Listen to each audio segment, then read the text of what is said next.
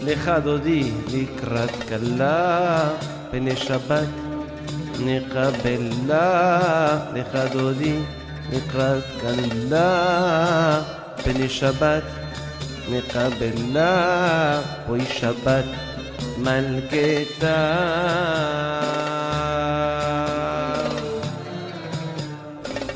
שבת עם לזעוק ורפואה קרובה לבוא. להקמה שכינתה מעפרה, שתתעלה במהרה. אמן סלע. שמור וזכור בדיבור אחד, תשמענו אל המאוחד. השם אחד ושמו אחד, שם ולתפארת ולתהילה. לקראת שבת נכובד לך, תהי מקור הברכה. מראש מתקדם לגנובה, סוף מעשה במחשבה תחילה. גם בשמחה ימינה ובעולה. לך דודי לקראת כלה, פני שבת נקבלה. לך דודי לקראת כלה, פני שבת נקבלה. בואי כלה שבת מלכתה.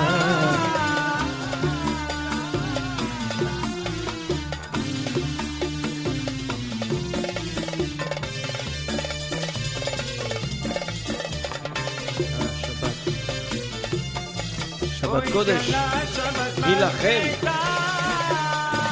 מקדש מלך עיר מלוכה.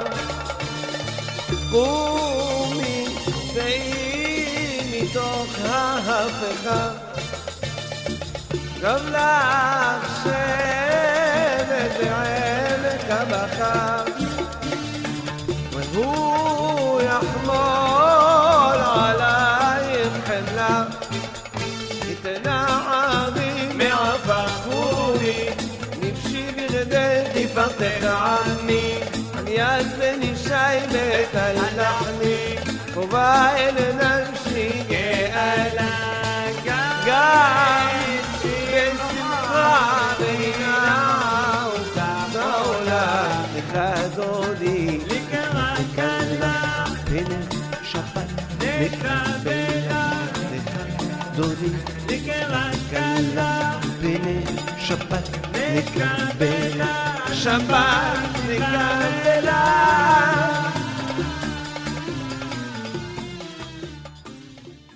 C'est Chaim Ejaj et l'ensemble Tikvatenu, ouais, un orchestre qu'on connaît bien. Et maintenant, une partie est en Israël, une partie encore en France. Enfin, c'est un orchestre qui est accompagné de nombreuses smachot, de nombreuses joies. Alors, joie, c'est justement cette paracha qui parle de mariage, le mariage de Yitzhak et de Rivka, qui est, on va dire, le texte de référence de mariage quand il y a un marié qui est donc les mariés qui sont dans les 7 jours qui suivent le mariage. Intéressant, les 7 jours, on parle de 7 jours de deuil, on parle de 7 jours de Sheva Brachot. C'est pas anodin et c'est un peu lié, c'est un petit peu le sens de notre paracha. On parle de la disparition de Sarah au début et du mariage de Yitzhak dans la suite. Et dans cette approche, on a eh bien une force qui se développe et comme je disais, donc on est dans la semaine du mariage. Eh bien, dans notamment les communautés tunisiennes, constantinoises, dans d'autres communautés, on sort pas un Sefer Torah, donc dans ces communautés, on sort un Sefer Torah spécifique pour le Khatan. Dans certaines communautés marocaines, on sort pas forcément un Sefer Torah, mais on va lire dans le Chumash le texte de Ve'Avraham Zaken, qui est repris c'est au milieu de la deuxième montée de la paracha de Chayei Sarah. C'est le 24e chapitre de Bereshit. du verset 1 à 7, 7 comme les 7 bénédictions nuptiales, 7 comme les 7 jours de festivité de mariage. Et c'est ce passage d'Avram Zaken qui est le passage donc du mariage par excellence. Il y a cette notion. Alors, la notion de mariage, on le retrouve dès le début dans la Torah, même dès le premier verset de la Torah.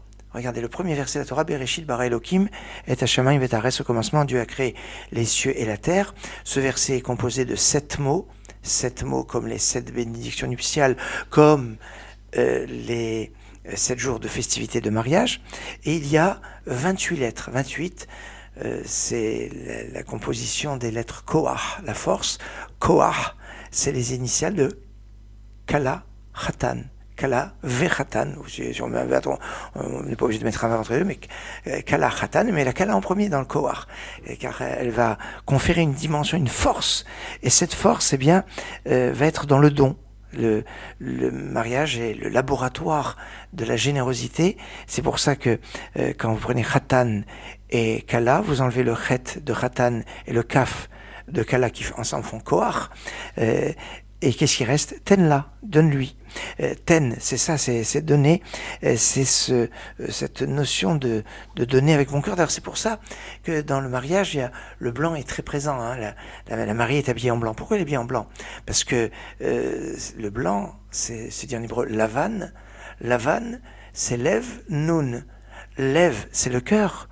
Et nun, c'est le début et la fin du mariage. C'est-à-dire le mariage du début jusqu'à la fin, c'est cette notion de cœur, pas seulement de sentiment, mais de donner. Hein, et puis le blanc, c'est la jonction entre toutes les couleurs. Alors c'est ça le mariage. Alors la Kala, elle a en général un voile qui recouvre son visage. Quand on parle de recouvrir, mais ça peut se comprendre que ce qui recouvre, c'est la kapara. Kaporet, le propitiatoire, c'était le couvercle qu'il y avait sur le Aron HaKodesh, qui était remonté par des chérubins, des kérouvim, comme les mariés peuvent être des chérubins, des kérouvim, puisqu'il y avait un était garçon et l'autre était fille, et ils se regardent, ils sont là, et c'est une notion de kapara, parce que pour le mariage, eh bien, les mariés sont pardonnés de toutes leurs fautes, et comme ils sont pardonnés de toutes leurs fautes, alors il y a une shrina qui est présente, cette shrina qui est sur le visage de la Kala, qui à l'instar de Moshe qui avait un voile sur son visage, Eten Alpanav Masvé, il avait donc parce qu'il avait une Kikaran or Pene Moshe, le visage de Moshe rayonnait de lumière, et on avait du mal à supporter ce rayonnement. C'était rayonner Karan, pas Keren, c'est pas qu'il avait pas des cornes comme Michel-Ange l'a un peu dit. Non, c'est pas des cornes, mais Karan, c'est rayonner, et rayonner de lumière. Alors c'est ça, ce rayonnement qui est sur le visage de la Kala, ce rayonnement qui est sur le visage des Khatan et Kala, mais encore plus chez la femme, où il y a tout le symbole, eh bien, de la Shrina. D'ailleurs, dans les traditions chassidiques, par exemple Chabad, le visage de la Kala est même pas visible, parce qu'il rayonne d'une grande kedusha. Alors, quand il y a un mariage, j'aimerais aborder la fameuse question, le classique, l'un des symboles les plus connus du mariage, c'est le verre que l'on casse. On casse un verre. Alors, évidemment, le plus connu, c'est en rapport avec la destruction du Beth Amikdash.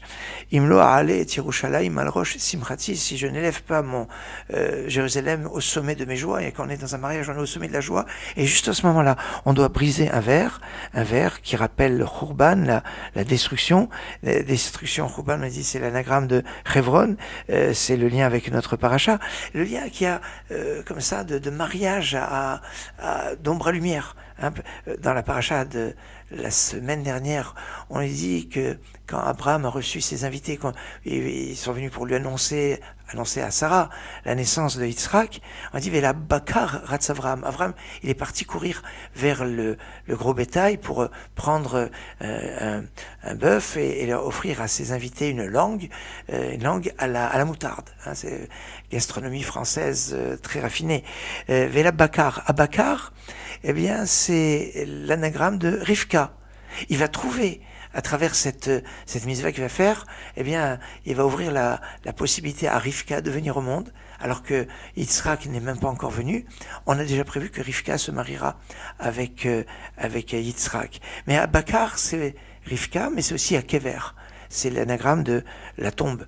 Et c'est à ce moment-là que on a dit qu'Abraham va découvrir la Merat Marpella, le caveau des patriarches, cet endroit qui est une porte, la porte du Gan Eden. C'est quelque chose de fort. Et donc, on brise le verre avec ce lien avec la destruction de Yerushalayim. Mais c'est pas la seule explication. Il y en a bien d'autres. Je vous donnerai une autre explication.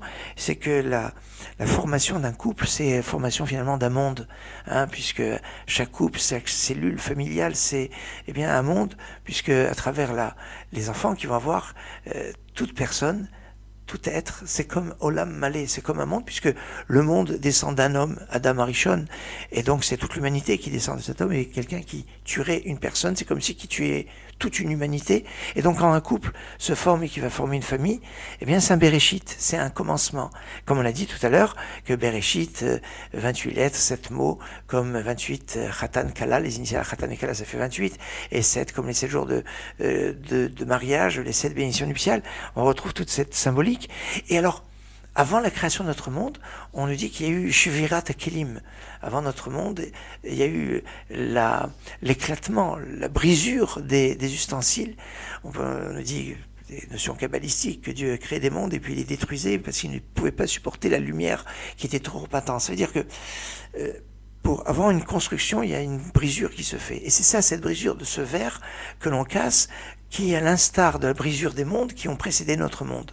Alors là, on est dans une vision très kabbalistique. On peut avoir une vision aussi morale, éthique. Le mariage, c'est le passage d'être receveur à donneur. Le monde est composé comme ça, de ceux qui donnent et ceux qui reçoivent. Un enfant, par définition, c'est celui qui reçoit. Il reçoit tout de ses parents, qu'il soit garçon, qu'il soit fille. Sa fonction principale, c'est de recevoir. C'est un keli, c'est un ustensile qui reçoit. Mais quand il se marie, il va devenir parent. Il change de case. Il n'est plus celui qui reçoit, il doit devenir celui qui va donner. Et quand on est parent, on donne. On donne à un être à qui on doit rien, parce qu'au contraire, et plus on lui donne, et plus on l'aime. Un petit bébé, quand il naît, évidemment, il est charmant, il est mignon, donc on l'aime. Mais plus on s'investit pour lui, on va le veiller, on va s'occuper de lui, on va le soigner, et plus on va l'aimer.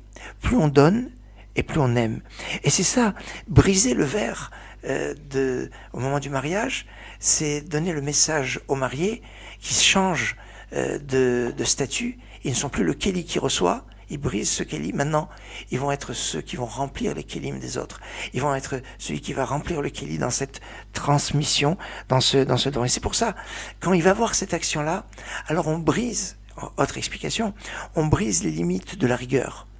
Kos, en hébreu, sa valeur numérique, c'est 86. C'est la même valeur numérique que le nom de Dieu de Elohim, le nom de Dieu de rigueur, la même valeur numérique du mot Teva, la nature. Et on va briser cela pour faire éclater la générosité, la bonté. Et cette bonté, cette générosité va donner cette force pour ouvrir quelque chose qui sera indestructible. Il va, un petit peu à l'instar des premières tables de la loi qui ont été brisées, pour ouvrir la place aux deuxièmes tables. Et les deuxièmes tables de la loi, on a dit qu'est-ce qu'elles avaient de particulier, les deuxièmes tables de la loi? Elles avaient la lettre tête qui n'était pas dans les premières tables. Dans les premières tables, la lettre tête n'était pas. Alors que dans les deuxièmes tables de la loi qui vont être regravées après la brisure des premières, à propos justement du respect filial, du lien avec les parents, il marquait le mani tavlar, afin qu'il te fasse du bien, le mot tov. Et c'est ce tov que l'on souhaite. On dit Mazel Tov, Siman Tov. C'est pour ça que il y a cet élan quand on entend le verre se briser. Ah, Mazel Tov. Mais attends, il y a une explication, c'est par rapport à la destruction du Beth Amikdash. Oui, bien sûr. Et donc c'est triste. Et beaucoup disent à ce moment-là, il faut garder un moment de tristesse. Mais peut-être le moment de tristesse, on peut l'avoir juste avant de briser le verre. Enfin, en fonction du rabbin qui dirige la cérémonie, vous le suivez. Mais on pourrait dire qu'il y a un moment bien sûr de peine, mais il peut avoir un moment de dire, maintenant il va avoir le tov, parce qu'il y a eu cette brisure qui a précédé, alors maintenant c'est ce tov, et c'est ça, ce principe de ce bien et de ce... avant de briser le verre, le Khatan dit Imesh Kacher Yerushalayim, si je t'oublie Jérusalem, que ma droite se dessèche, que ma langue se colle à mon palais, si je ne t'élève pas au sommet de mes joies. C'est cette dimension. Bon, je vous ai beaucoup parlé. On a dit Imesh Kacher Yerushalayim. Retrouvons Avraham Fri dans une interprétation philharmonique et magistrale de Imesh Kacher.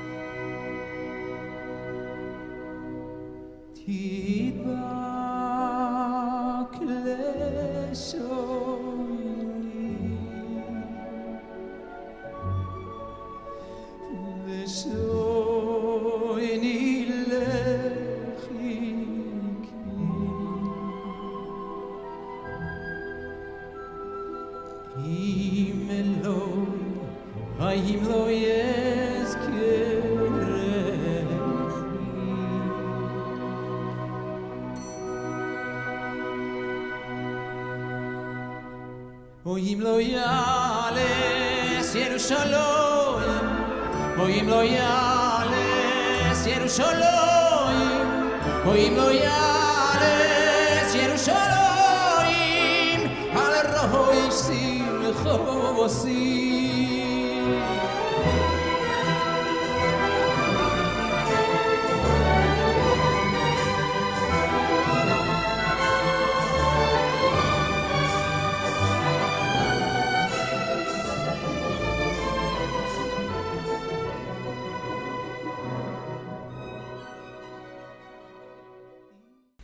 Il est remarquable que si on lit notre lecture que nous avons eue au début de notre émission concernant Sarah et l'hymne à la femme vertueuse qui est liée avec la Torah, et le mariage qui est aussi cette notion de pouvoir faire correspondre des opposés. Zachar, Nekeva, masculin, féminin sont opposés, mais ils vont être reliés par le Da'at, la connaissance, comme dit Rabbi Nachman de Breslev, et c'est quelque chose de connu, la notion de la connaissance, da'at, cette connaissance intime qui permet la naissance de quelque chose. Quand on parle de shidur, d'organiser un mariage, shidur, c'est les initiales de Kisifte Kohen Ishmiru Da'at. Les lèvres du Kohen garderont la sagesse, le Da'at, et le Kohen, c'est celui qui est Oev Shalom et Rodev Shalom, qui aime la paix, qui poursuit la paix. Et le tzaddik, d'une façon générale, eh bien, il fait le shidur. C'est un grand chatran, c'est un grand marieur entre versets, entre gmarot, entre textes, pour relier les textes les uns avec les autres et faire émerger un chidouche. On nous dit, les paroles de Torah sont pauvres dans un endroit, elles sont riches dans un autre endroit. Et il va voir les rencontres de mots, les rencontres de versets, les liens intertextuels, de la textualité, l'analogie sémantique. Tout ça, bien, permet, en fait, de relier, de produire, de créer, d'enfanter, je dirais, de mettre au monde, eh bien, une nouvelle notion. C'est ça, la connexion entre la première mitzvah de la Torah, Peruruvu, croissez et multipliez, qui peut être une notion de croître et multiplier physiquement, mais aussi d'un Torah, Batora ou Priya Berivia, avec Banim, comme on le dit dans la prière. Certains rajoutent quand on dit que s'ouvrent les portes de croître et multiplier, dans l'étude de la Torah et dans les enfants.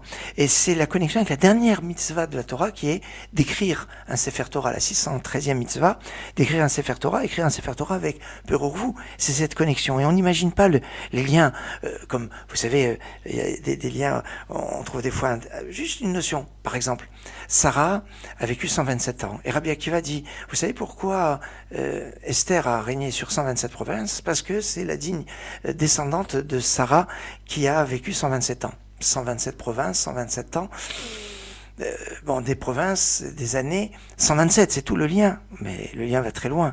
On n'imagine pas à quel point le combat que Esther et Mordechai vont mener contre Haman est dans le prolongement de ce que vont faire Abraham et Sarah. D'ailleurs, c'est d'après la Gemara dans Baba Batra, le nom de la mère d'Abraham. Vous savez quel est le nom de la mère d'Abraham? C'est Amtalai. Amtalai, c'est le même nom de la mère de Haman. C'est surprenant. Alors quand on commence à comparer les choses, c'est très très intéressant. Abraham, valeur numérique d'Abraham, 248. Valeur numérique de Mordechai, contemporain d'Esther, c'est 274. Différence entre Abraham et Mordechai, les deux héros, je dirais, masculins de ces histoires, 248, 274, la différence c'est 26. Au niveau féminin, c'est Sarah et Esther. Sarah, la femme d'Abraham, Esther, qui vit à l'époque de Mordechai. Je ne rentre pas dans les détails, mariée, ou la cousine. En tout cas, Sarah, ça fait 505, et Esther, ça fait 661, la valeur numérique de ces lettres. Différence entre les deux, 156. 156, c'est un multiple de 26. Si la différence entre Abraham et Mordechai, c'était 26, la différence entre Sarah et Esther, c'est 6 fois 26, 156, qui est vers le numérique de Yosef. Et quand on va ajouter les 156 au 26 de la différence entre Abraham et Mordechai, on obtient 182. Et 182, c'est Yaakov, 7 fois 26. Alors, on pourrait dire que Sarah était plus grande qu'Abraham, elle était supérieure à lui au niveau de la prophétie, peut-être par 7 fois plus. Comme on le retrouve, puisque c'est quand on va additionner Sarah et Esther d'un côté et Abraham et Mordechai de l'autre, la différence va être de 7 fois 26. Alors Esther, c'est elle aussi qui va diriger les choses, alors bien qu'elle se conforme à ce que lui dit Mordechai, mais elle va prendre les initiatives par exemple de dire qu'on va jeûner et qu'on va faire certaines choses. Il y a ici des symboles qui sont très forts. Voilà, il va être temps pour moi de vous souhaiter un Shabbat Shalom, un Shabbat de paix, d'étude, de Kedusha, d'élévation. Un Shabbat où vous aurez à cœur, nous sommes encore en horaire d'été, pour avoir une après-midi de Shabbat qui est un petit peu plus long que ce que sera la semaine prochaine, pour étudier. Rappelez-vous, 1 heure d'étude le Shabbat vaut 1000 heures de la semaine. Et d'après certains, 1 heure d'étude de Shabbat vaut 1 année d'étude de la semaine. Alors, sachons mettre à profit. Alors, à partir de la semaine prochaine, donc les horaires vont changer. On aura 1 heure de moins la semaine prochaine pour l'entrée de Shabbat, 1 heure et 10 minutes en moins. Donc ça fait, parce qu'on va se lever 1 heure plus tard. On aura 1 heure dans la nuit de samedi à dimanche, 1 heure de plus d'études. Non, pas forcément pour dormir. Si on a 1 heure de plus, c'est pour pouvoir étudier. Mais par contre, ça va impliquer que Shabbat va rentrer beaucoup plus tôt la semaine prochaine. Il faut prendre ses précautions et prendre en considération pour la prière de Mincha, la prière l'après-midi et tout ce qu'on doit organiser. Ce Shabbat, on va bénir le mois de Kislev. Rosh Chodesh Kislev, ce sera vendredi prochain. On aura l'occasion de parler de Kislev, de Rosh Chodesh. Pour l'heure, il est temps pour moi de vous souhaiter Shabbat Shalom, Git Shabbos. Shabbat Shalom, Shabbat Shalom Evrach, Shabbat Shalom Philippe.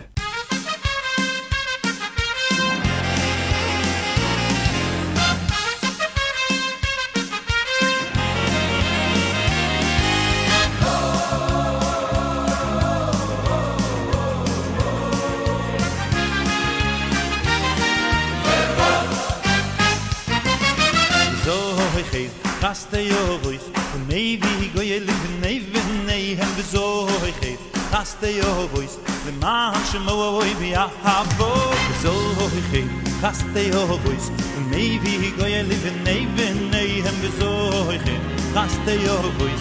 למען שמוי ביחבו חברון חברון מאז ולתמיד חברון חברון חברון מאז ולתמיד חברון חברון חברון שלנו בזכות זכות אבותינו כאשר נשבע לאבותינו אברהם יצחק ויעקב חברון חברון מאז ולתמיד חברון חברון חברון מאז ולתמיד חברון חברון חברון שלנו בזכות זכות אבותינו כאשר נשבע לאבותינו אברהם יצחק ויעקב וזוהיכם חסדי יהויס מייבי גויל לבני בניהם וזוהיכם חסדי יהויס למען שמוי ביחבו זוהיכם חסדי יהויס ומייבי גויל לבני בניהם וזוהיכם חסדי יהויס למען שמוי ביחבו חברון חברון מאז ולתמיד חברון חברון חברון מאז ולתמיד חברון חברון חברון שלנו בזכות זכות אבותינו כאשר נשבע לאבותינו אברהם יצחק ויעקב חברון חברון מאז ולתמיד תמיד חברון חברון חברון מאז ולתמיד חברון חברון חברון שלנו בזכות זכות אבותינו כאשר נשבע לאבותינו אברהם יצחק ויעקב